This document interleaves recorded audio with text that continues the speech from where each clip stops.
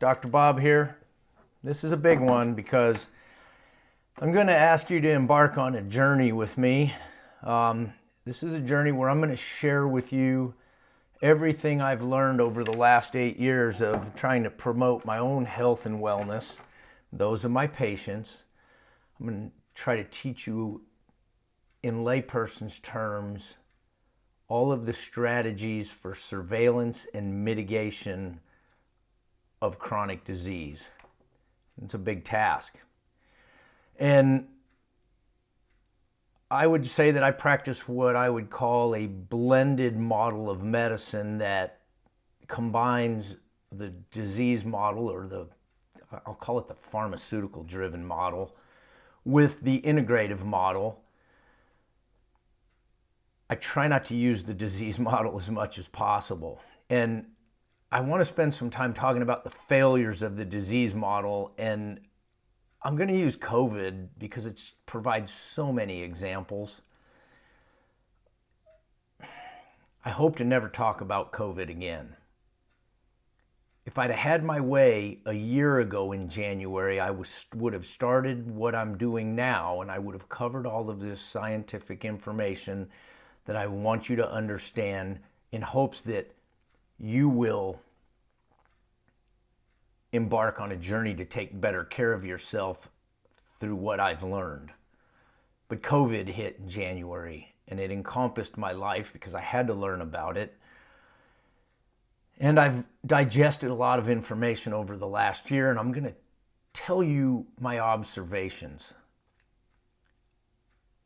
My observations are based on information that gets sent to me through this very computer.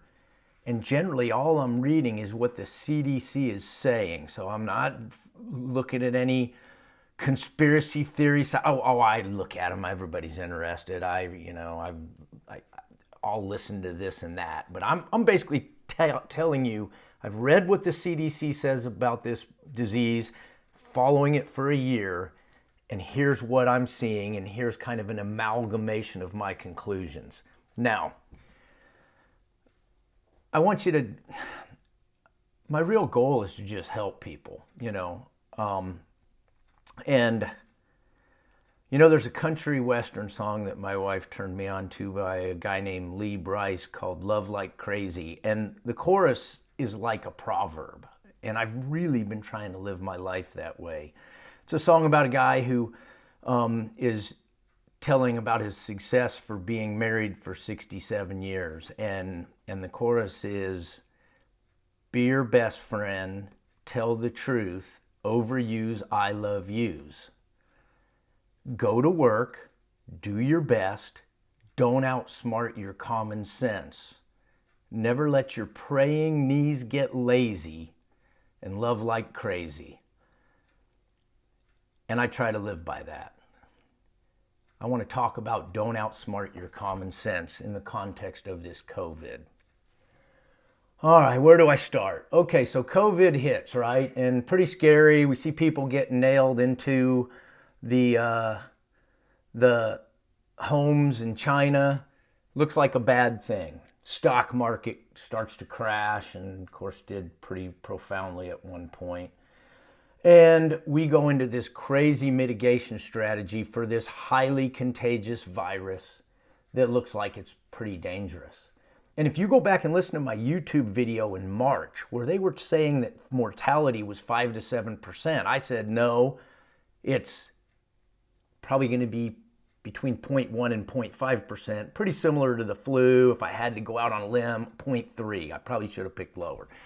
Common sense. At that time, we were only testing people that were really sick. We didn't have the testing infrastructure in place. And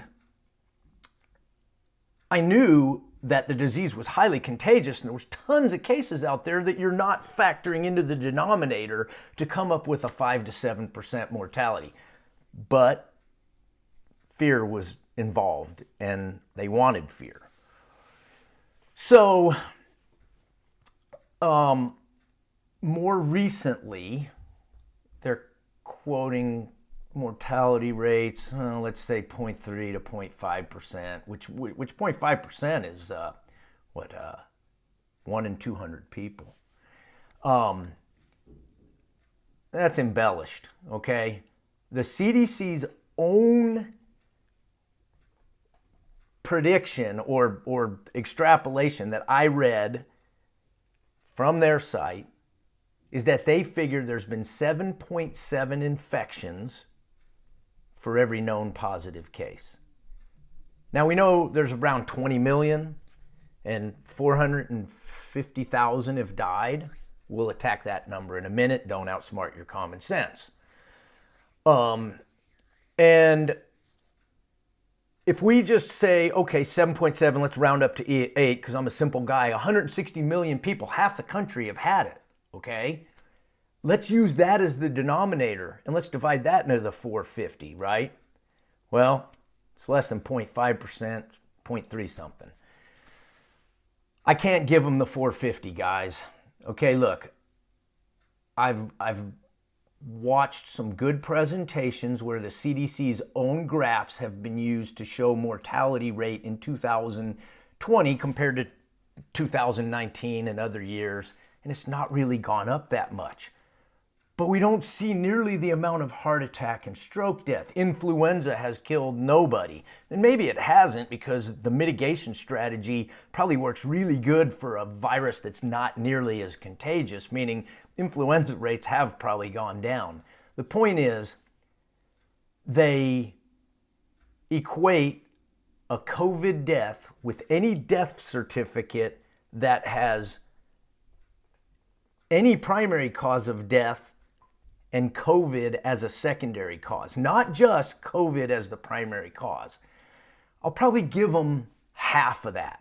And if we go with half, we're down there below 0.3%. This is probably something that kills 1 to 2 people for every 1,000 that get it. Now, who is dying? Well, they've already told us 40% of their COVID deaths are in the nursing home population, okay? Nursing home patients are frail, elderly, compromised, and near the end of life. Average life expectancy, I think, when you enter a nursing home is about 18 months. So half of your death is happening in a portion of the population that's not very vibrant, and their quality of life and life expectancy is quite low. Not saying we should push them out on the iceberg, but let's be realistic here in relative terms. Now, don't outsmart your common sense. I started reading about after the vaccine, okay? And what I saw about the 23 patients in the nursing home in Norway that died within 3 days of getting the vaccine is, hey, let's not be too hasty here. These were really frail, elderly patients who had significant comorbidities, and it just goes to show that even the normal response to a vaccination is enough to tip them over the edge. I get it. So, COVID-19 positive PCR, a highly amplified test that may just be detecting trivial exposure to virus without even an infection, and death equals causation. Put them in the 450. COVID vaccination and death, let's not get too hasty. Don't outsmart your common sense. Here's the problem. All of this is being driven by government. And I apologize, but I do have concerns that a significant portion of how government is run is nefarious. The pharmaceutical industry is massively powerful. They have created millions and millions of doses of vaccines, and they're going to want them in your arms because if they can only convince half the country to vaccinate, that's half the profit. Okay? The testing industry is pretty powerful. I will predict that they are going to test us into poverty. I will tell you that in Alaska, cases started organically declining in late November, after Thanksgiving, before the vaccine. I've been following, I get an email from the state every week. This is the graph. There was a little bump there, and then it started right back down the same slope. It's not due to vaccination. It's due to the fact that probably half the people in Alaska have caught it, just like in the country. Many were asymptomatic and went undetected. Probably a third of the people aren't going to get it through pre-existing cellular immunity, and the rest of them were hiding, and now we've vaccinated those. There's no reason to test to come back into Alaska. It's ubiquitous in the country, and we have it in spades. Here in an area like Cordova, small community, hasn't really been exposed yet. We haven't had any outbreak. Testing makes sense. Native villages makes sense. Kauai, I get it. I can't go there anymore. But testing is only at this point going to be feeding the profit-driven model of the testing companies lobbying our politicians to force us into testing so that those companies get rewarded. And I think we all know how the money flows through lobbying and into politicians. So mark my words, you're going to be tested a lot. And I think it's very unfortunate because I think the pandemic is over. It was a real thing. In late November, December, when we were at the peak here in Alaska, I mean, the hospitals were busting at the seams. You know, it was tough, but we're over it now. Steady decline in hospital admissions. Available beds are there. Steady declines in positive tests. Steady declines in people seeking tests because the symptoms are going away. Look, it was a real thing. Here's what COVID was. A highly contagious virus that was not particularly lethal. No more so than any type of flu virus, in my opinion. Just way more contagious. The vaccines, little intellectual dishonesty there. They want to vaccinate me. I've got antibodies. What is the point? I've got antibodies to all the proteins, okay? What's the point of vaccinating a guy like me? I've got lots of antibodies, and I can continue to test to prove that. Their studies, their own studies, are like a UK study, 6 months, 87% of people still had antibodies. Natural infection, otherwise healthy people. A study, I think California-based, 8 months, 90%, okay? I know I have a tremendous amount of antibodies, including to the spike protein that the piece of messenger RNA that they're going to put in my body is going to make my body make. Guess what? I'm going to react. Now, let me tell you a little bit about immunology, general stuff. You've heard of autoimmune diseases, probably. Things like rheumatoid arthritis or lupus or ulcerative colitis. This is a situation where your body starts to attack your own system. It's based on antibodies. Every time you get exposed to an antigen, there's a chance that you might produce antibodies that match up so closely with some of your natural proteins in any given system that you might start to produce antibodies to that protein, and you develop autoimmune disease, chronic systemic inflammation, chronic localized inflammation. These are all harmful to your long-term well-being. It is my opinion that you should try not to get either the vaccine or the virus. I caught the virus. I survived it quite well. I can tell no long-term side effects. I had no elevation in inflammatory markers 3 weeks later, and I feel fine. Unfortunately, I've made a lot of different antibodies, and it puts me at increased risk of autoimmune disease. Life puts you at increased risk of autoimmune disease. But don't do it on purpose. Why would you, if you're healthy, you're not an elderly person who I advocate getting the vaccine because the vaccine's less dangerous than the virus. You're not terribly compromised from a physiological standpoint with chronic disease, again, because the vaccine is probably less harmful to you than getting the virus. And you're not in the direct front lines. I'd have got the vaccine if I hadn't caught the virus, but there's no way I'm letting them convince me to get the vaccine until I at least don't demonstrate antibodies anymore. And truthfully, I don't really ever want to get it because I know that my B cells, the cells that make antibodies, even once there's not a lot of circulating antibody left in my body, my B cells have memory, and they will be able to produce that antibody to the COVID vaccine to the COVID infection very quickly, and I will likely have a less severe episode if I ever catch it again compared to the original one, which wasn't very severe for me anyways, because I do all the things I'm going to teach you in my upcoming lectures about health. Moral of the story. I'm sick of COVID. I don't want to talk about it again, but it provided a great platform to discuss with you the fact that this profit-driven model of medicine will drive you to do things that are not in your best interest. What is the typical tool bag that the person that comes out of medical school has? It's a pill bag, okay? That's the tool bag they give us. We are taught to promote the pharmaceutical model of medicine, which enriches the pharmaceutical industry, which has tremendous lobbying power.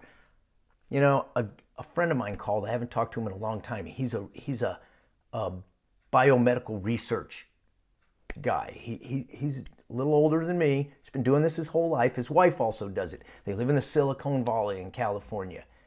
He told me he just started a new job. He's working for his wife's company.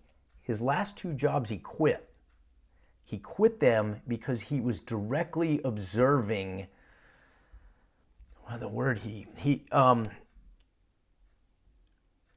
fraud at the bench.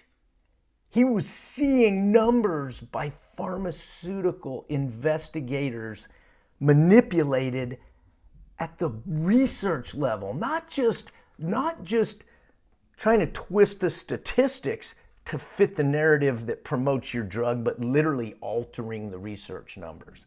And if you don't think that's happening so that drug X can be paid for by Medicare so that that pharmaceutical industry gets enriched, and all the lobbying power and stuff on top of that kind of corruption, well, you're just living in a very insulated world and you just believe everything you hear. All right, so I'm done with bashing the disease model. I've jerked people from the jaws of death, practicing acute medicine like ER medicine with the use of medications provided by the pharmaceutical industry. They can lead to improved pathways to health, but I wouldn't just drink the Kool-Aid without looking at what else is in it. I want to talk to you about what my role is going to be from here on out as I embark on what I've been wanting to do forever, which is teach people about health, how to prevent disease, whatnot. I'm going to basically follow my lecture outline that I do when I have a wellness week at my fishing lodge. I started this process on my wellness patients posts on Facebook, and there's written stuff along with complementary information in the forms of PDF articles, and I will refer to them. I'm not a techie guy, so I can't be flashing these studies up in the version of a YouTube video. So it's mostly going to be you just have to listen to me, and I go on and on a lot. So you're stuck putting in a lot of time if you want to know what I have to tell you about how I have achieved my health and wellness, how I've improved the lives of many of my patients, and I know it'll improve yours if you follow even a reasonable amount of what I teach you. The first subject is going to be disease. I'm going to teach you what we understand about disease at the molecular level so that you understand what drives disease. I'm going to define what the chronic diseases are and help you get a better layperson understanding of what they mean so the words won't just be a mystery to you. We'll cover everything: heart attack, stroke, diabetes, high blood pressure, obesity, joint disease, osteoporosis. We'll go over everything, and you'll have a better understanding of these diseases in pretty simple terms. I'm going to talk next about routine follow-up in the primary medical community, the disease model, how closely they will follow you, what strategy they will use compared to, say, a highly investigative strategy like I use for myself and my patients, an integrative strategy that looks at a lot more stuff in depth to predict disease before it happens so it's still actionable and you can change your behavior or maybe even add pharmaceutical medicines for treatment. My observation is that the disease model, we wait for you to have a symptom of end organ damage and then, and only then, do we test for it, at which point insurance kicks in and will pay for all the testing, and we'll put you on the medicines and they'll pay for it. And the medicines are molecules that are not biologically normal molecules. They're created in labs that have an effect on some endpoint. May not always make you live longer, as many, I can cite many examples of that, but seem to be okay in the disease model, though they don't like that so much in the supplement model, which is interesting. We're going to go from learning about all of the ways that I follow my patient's health and defining all of the different metrics that we look at, so you understand that better. It'll help you to be my patient. If you are one of my patients, you'll understand everything in even more depth. Hopefully I do a good job of explaining it in your regular follow-up emails after we discuss labs and stuff, but I want you to be more enlightened. And then we'll be basically done with disease. And then we'll get to the most modifiable risk factor of chronic disease that there is, your diet. And I will teach you what the scientific evidence shows us. Hey, you probably can't tell, but there's my snack foods. I'm here in my room in Cordova, and I have a very plant-based diet that is subsidized with some really clean animal protein, which will probably be my Cliff Note version, but I'm going to work through all the diets. I'm going to talk about the keto, the Mediterranean, the vegetarian or vegan, the paleo, low carb, high fat. We'll do it all, okay? High carb, low fat. I can teach you how to make any of those diets successful, and I can prove to you that all of them can fail and cause worsening of chronic disease. We'll drill down on some scientific evidence, and I'll give you a good outline to follow on how to eat. And if you really want to impact your health, that's how you'll fix it. The next big topic will be exercise. I will teach you how to perform exercise at a pretty limited level, okay? I exercise about 2.5 to 3 hours a week. I exercise hard. I will teach you the scientific evidence that proves that it's affecting my disease risk markers, and I will show you how to design a program for yourself. I'll try to convince you that it's a sustainable thing and that it's worth the pain, and it is pain. Exercise causes pain, which is why a lot of people don't do it. But disease causes a lot of pain too, and you can't stop that. I control the pain I cause with exercise. Then we got to move to hormones. Hormones is a huge, complicated subject, and I'll try to cover it as concisely as possible, support the notions that I have with the scientific evidence that would prove, in my opinion, or at least highly suggestive, that it's better to not let your hormones get to an elderly level, but rather keep them at a youthful level. These are biologically active molecules that are produced by your endocrine system that function to bind to cell receptors, taken inside the cell, go to the nucleus where they turn genes on that make your cells work right, and as they decline as you age, so does your health, and there's very similar parallels. So we'll talk about that, and we'll deal with it in depth. And then I'm going to cover supplements. There's a lot of supplements out there, naturally occurring molecules that clearly have benefits, some proven to reduce disease and improve life expectancy, and many that are biologically plausible to do so, and we'll discuss that sort of data and kind of some regimens and what might indicate that you have particular risks in certain domains that would support using some hormones, and of course I'll cover all the no-brainers.